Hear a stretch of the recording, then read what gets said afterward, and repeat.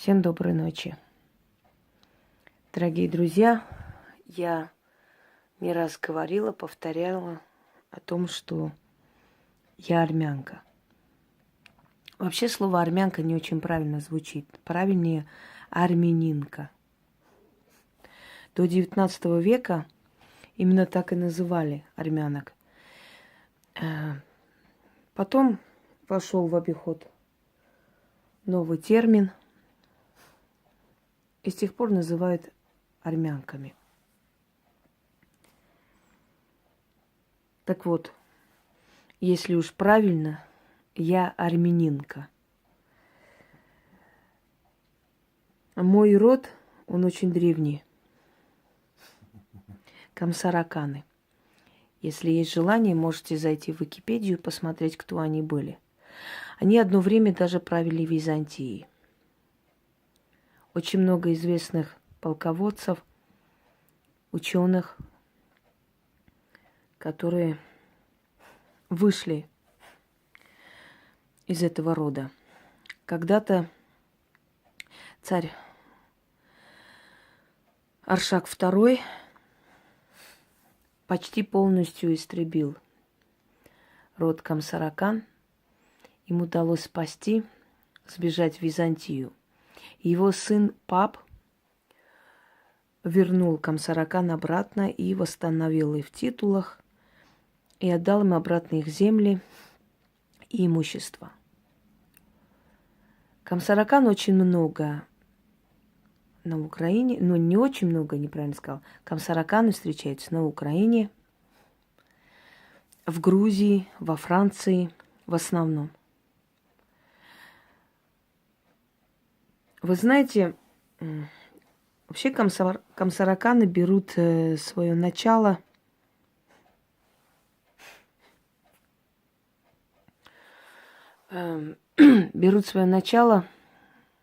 от парфянских царей, аршакидов.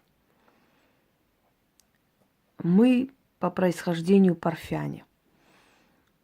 Иногда мои друзья шутили, что у меня необычное строение головы. Череп необычного строения, немножко длинноватый такой. Это особенность парфян.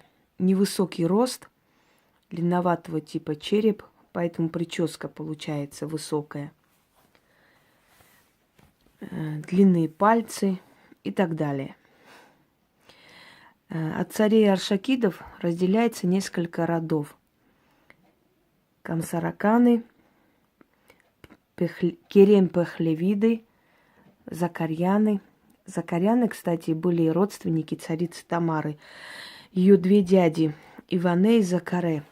Их называли долгорукие, потому что они имели огромную власть. Они были правой рукой царицы Тамары. И так далее. Тут рассказывать очень долго. Мои предки карские камсараканы, то есть из города Карс. Греки называли этот город Карсон. В 15 году, во время геноцида армян в Западной Армении, все, в том числе и представители нашего рода, спасаясь от смерти, убежали. Моя прабабушка пришла в Грузию. Это была очень сильная женщина. Меня иногда сравнивали, с детства говорили, ты копия своей бабушки, такая же упорная, сильная и непокорная. Звали ее Сирануиш, я о ней рассказывала. Но за властный характер ей дали имя госпожа Тирун. Она так и известна, как Тирун. Многие не знают, может быть, ее настоящего имени, кроме нашей семьи. Так вот, пережив очень много геноцидов, потеряв почти 70% своей родины, армяне забрели по всему миру. Где только их нет. И вы знаете, что удивительно? Везде они любимые граждане, везде они уважаемые люди. Они известны тем, что очень творческие люди, вкладывают в свою работу весь свой потенциал, всю свою душу.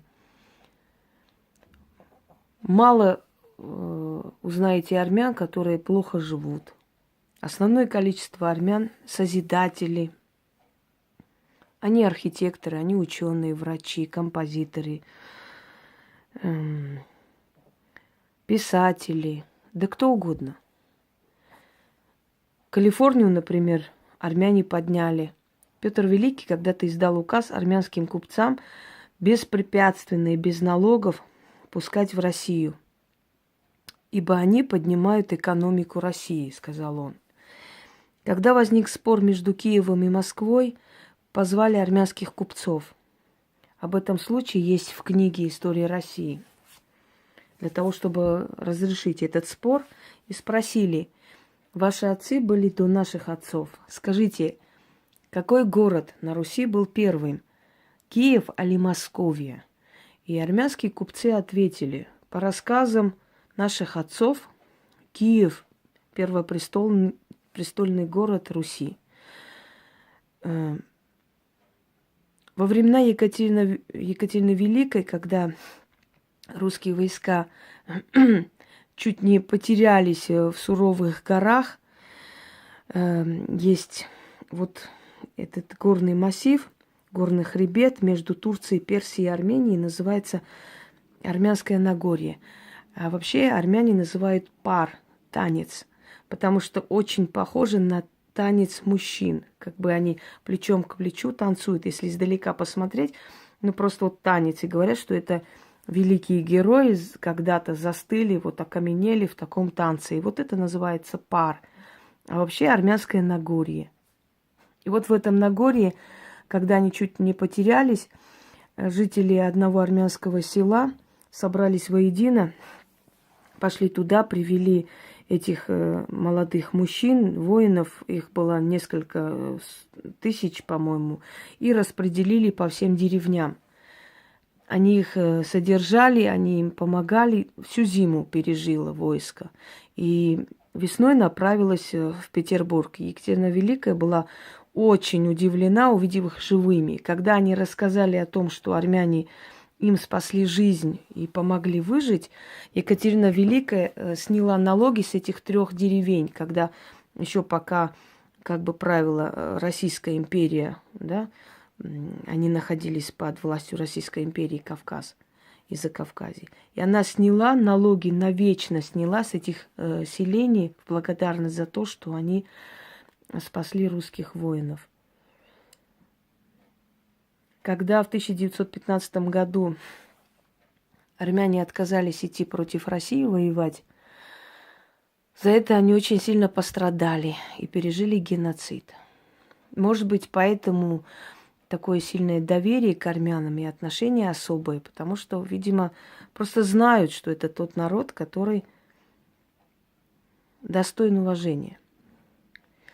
Вы знаете, дорогие друзья, вот уходили они абсолютно босиком и ни в чем, потеряв родных, дорогих людей.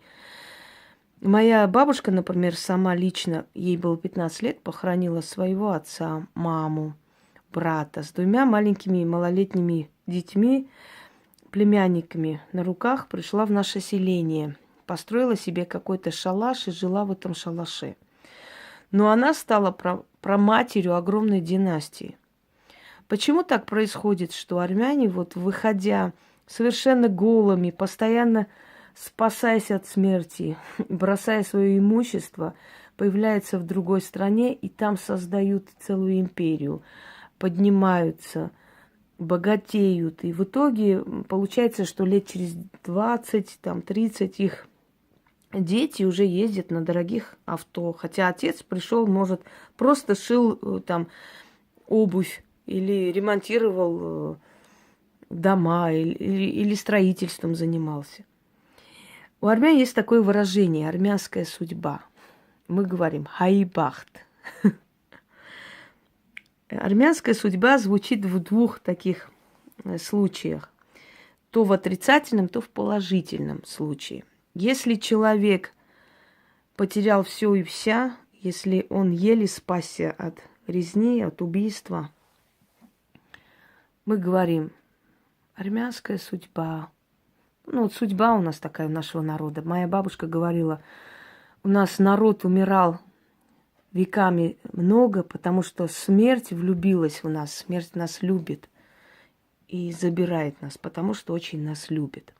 Даже в этом мы искали что-то положительное, представляете?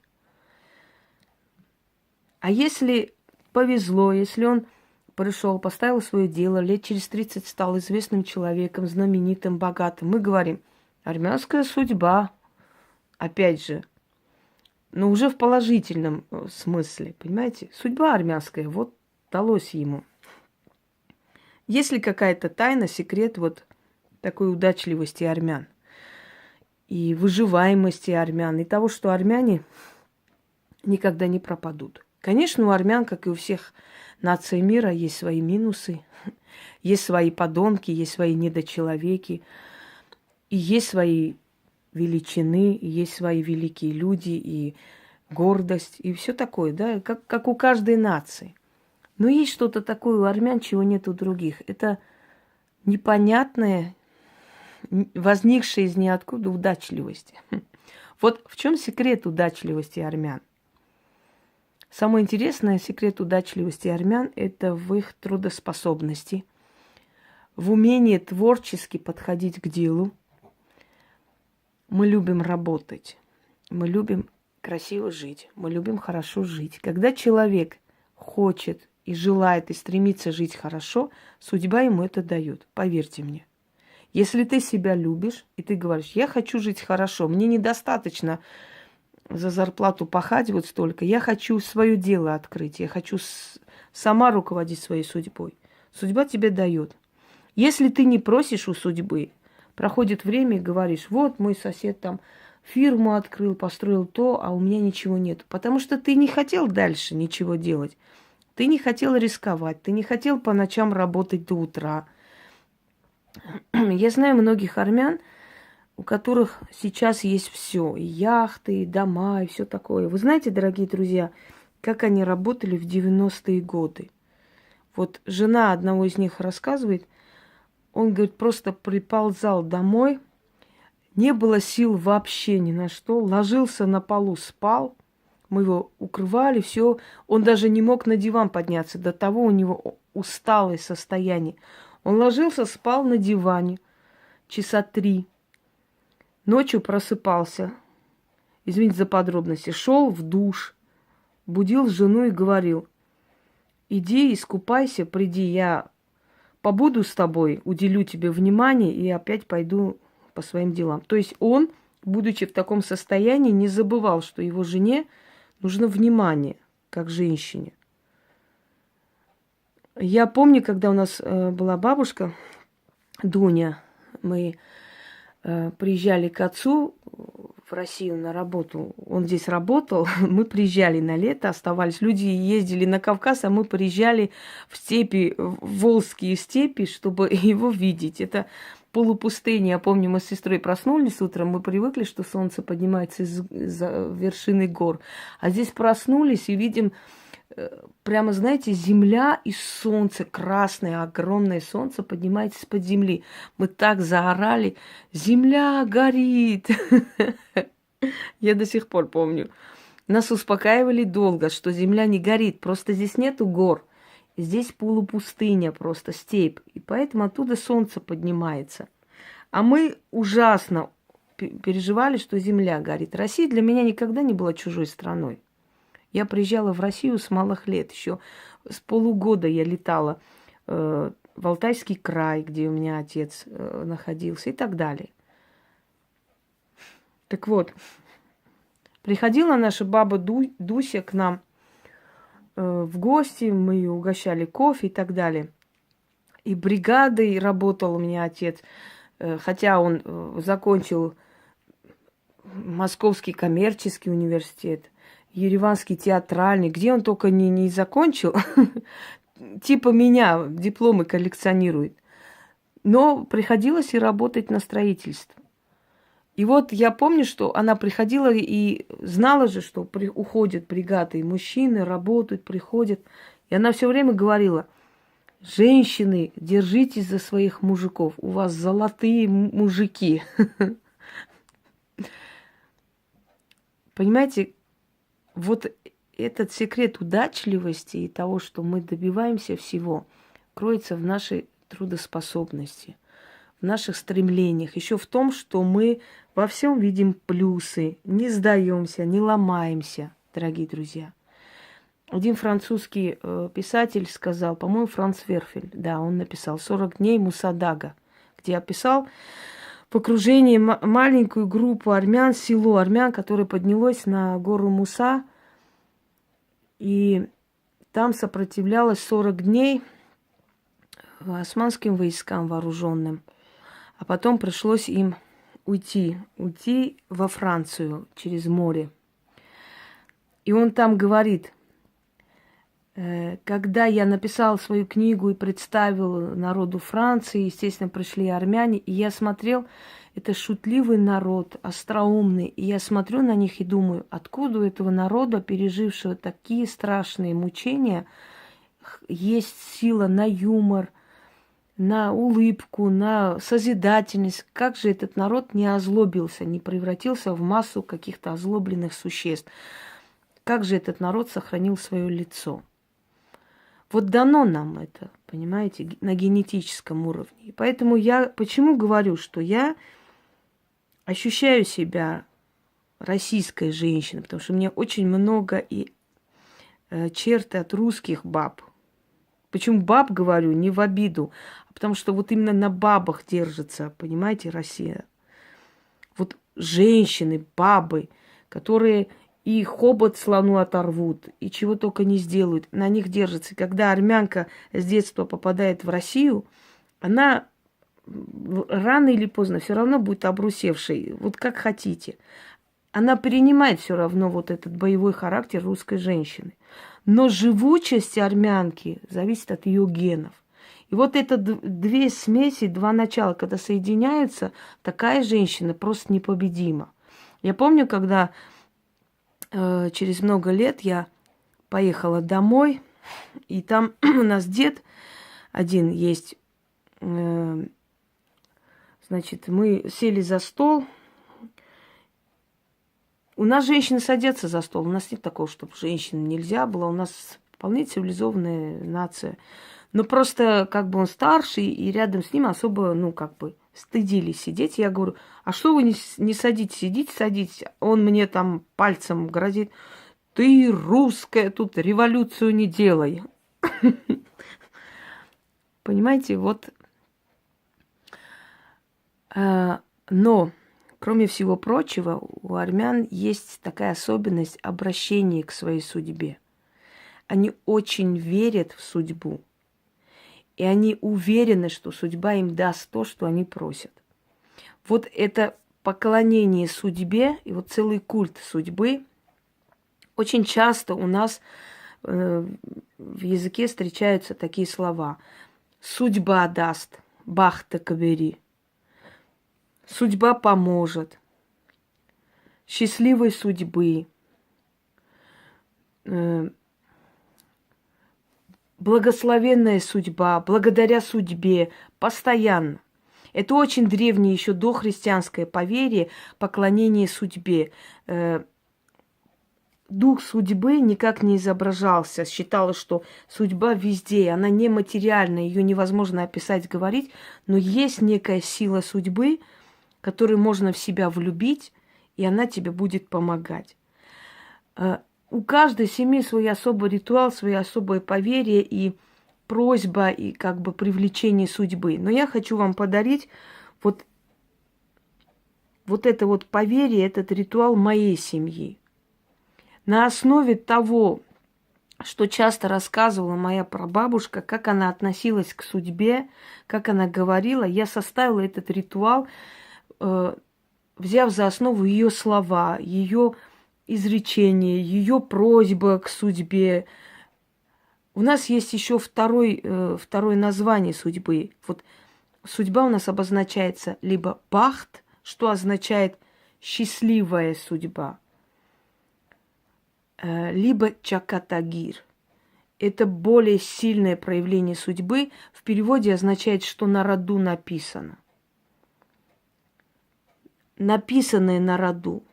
Понимаете? То, что предназначено. Вот этот вид судьбы более сильный. И обращение к Чакатагир, она более плодоносна, как бы. Она более лучше срабатывает. Вот я хочу вам подарить этот ритуал. Я вам говорила, что я буду в этом году, если я в прошлом году вам сказала, будет очень много нужного, полезного и того, что еще я не дарила, я в этом году буду дарить очень сильные вещи и то, что мое, сокровенное. То, чем я пользуюсь и что мало кто знает. Этот ритуал я подарила 3 людям. Одна из них, скажем, не очень приятной внешности женщина, молодая была, и не могла найти свою судьбу, не получалось. Дорогие друзья, поверьте мне на слово, она вышла замуж в очень скором времени после вот того, как я ее просто заставила это сделать. Очень красивый парень, респектабельный, у них 2 детей сейчас. Прошло, наверное, уже 3 года назад. Я на их свадьбе была. И еще одной женщине. Я особо не разбрасываюсь ритуалами, которые исконно мои. Но когда ты видишь, что твой зритель это ценит, постепенно раскрываешься и больше им отдаешь. Примите это как знак благодарности к вам за ваше правильное человечное отношение ко мне, к моим работам. Вот сейчас я поделюсь с вами еще одним секретом. Разговор с судьбой, просьба к судьбе, привлечение судьбы к себе. Секрет армянской удачливости. Наряду с вашей работоспособностью, стремлением, желанием и прочее. Оно просто так с воздуха не придет. Но если вы это все соедините, даст результат. Совершайте этот ритуал часто. Можете раз в месяц. До того момента, пока не почувствуете, что все сильнее и сильнее судьба к вам начинает поворачиваться лицом. Когда у человека нет никого, кто бы помог, у этого человека есть судьба, которая поможет. Итак, я сейчас объясню, как нужно, что нужно, и начнем. Черные свечи я ставлю обычно для освещения. Вам нужно начать этот ритуал ночью с 12 до 3. Вам понадобится черный алтарь, красная свеча, черный кусок хлеба, кусок черного хлеба, темного хлеба, 2 бокала с гранатовым соком. Поскольку граната символ Армении, символ благополучия, плодородия и так далее. Древним богам часто приносили в жертву гранату, гранатовый сок и прочее. Итак, кстати, говорят, что гранатовый сок по составу очень похож на кровь человека. Поэтому людям после операции рекомендуют пить гранатовый сок, чтобы улучшить кровь, восстановить.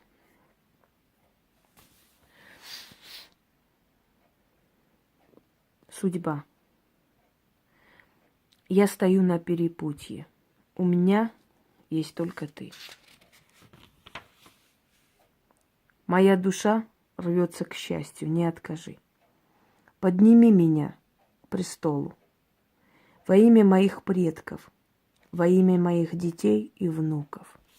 Через меня себя прославь. О, судьба, я влюбляю тебя в себя, привораживаю тебя к себе.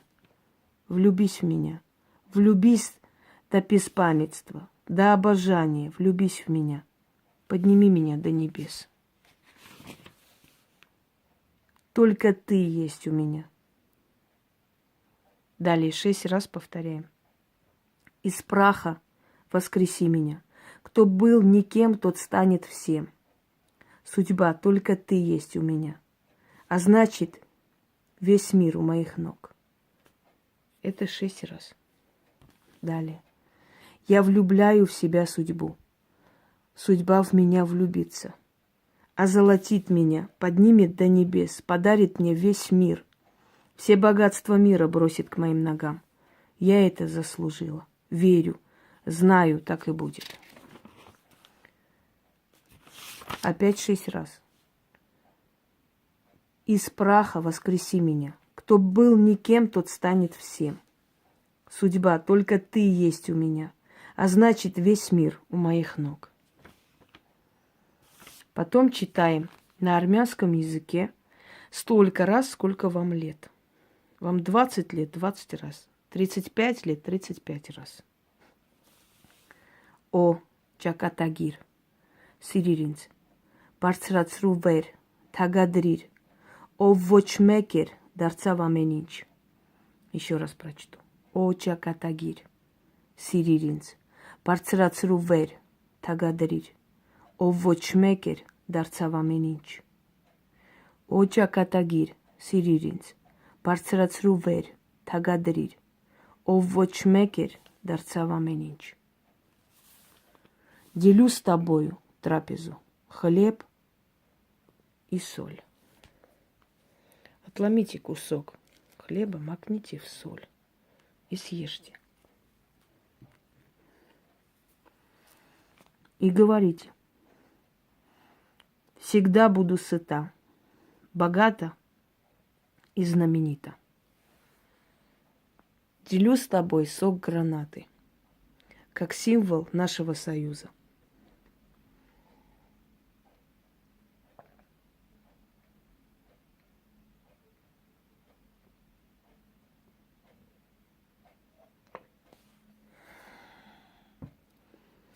Всегда буду сыта, богата и знаменита под защитой судьбы.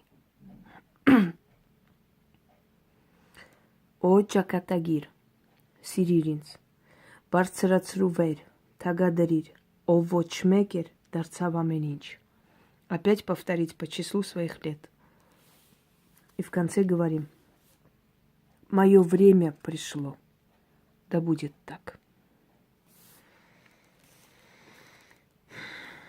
Я знаю, что Яна, как всегда, подробно напишет под роликом, поэтому все там будет разложено, и вопросов не возникнет. Что касаемо остального. Хлеб, соль оставьте на столе, и гранатовый сок в том числе. Утром вылейте, хлеб отдайте птицам, положите где-нибудь. Еще запомните, секрет армянской удачливости в щедрости. Не жалейте помогать людям, когда у вас есть эта возможность. Деньгами, дарами. Оставляйте на улицу бродячим собакам еду, кошкам. Делитесь. Если вам судьба начнет давать, она начнет вам давать многое и помогать будет во всем, потому что этот ритуал,